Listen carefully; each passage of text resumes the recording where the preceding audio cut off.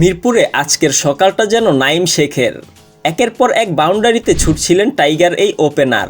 দ্বিতীয় বাংলাদেশি ব্যাটার হিসেবে লিস্ট এ ক্রিকেটে ডাবল সেঞ্চুরির হাতছানি ছিল তার সামনে। যদিও শেষ পর্যন্ত ১২৫ বলে ১৭৬ রানে থেমেছেন। ১৮টি ৪ ও ৮টি ছক্কার মারে সাজানো ছিল তার ইনিংসটি।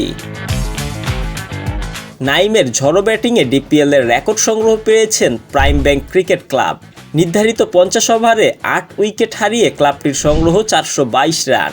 এর আগে ২০১৮ সালে ৩৯৩ রান করেছিলেন আবাহনী। এতদিন সেটিই ছিল সর্বোচ্চ দলীয় সংগ্রহের রেকর্ড।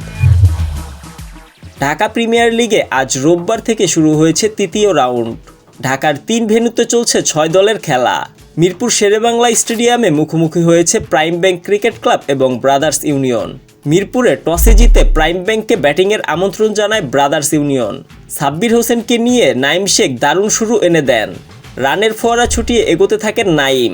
অন্য প্রান্তে সঙ্গী বদল হলেও তার ব্যাট থেকে আসে ঝড়ো সেঞ্চুরি। মাত্র ৮০ বলে ৩ অঙ্ক স্পর্শ করেন। শতক হাঁকানোর পর আরও চওড়াও হয় তার ব্যাট। ব্রাদার্সের বোলারদের নিয়ে রীতিমতো ছেলে খেলা করেছেন। ৮০ বলে সেঞ্চুরির পর ১০৬ বলে ১৫০ রান পার করেন। একসময় মনে হচ্ছিল ডাবল সেঞ্চুরি করে ফেলবেন, তবে সেটি শেষ পর্যন্ত হয়নি। ব্যক্তিগত ১৭৬ রানে থাকা অবস্থায় কাভারে ক্যাচ দিয়ে ফেরেন তিনি। বাংলাদেশের হয়ে লিস্ট এ ক্রিকেটে সর্বোচ্চ ২০৮ রান করেছেন সৌম্য সরকার। ২০১৯ সালে আবাহনীর হয়ে ধানমন্ডির বিপক্ষে করেছিলেন এই রান।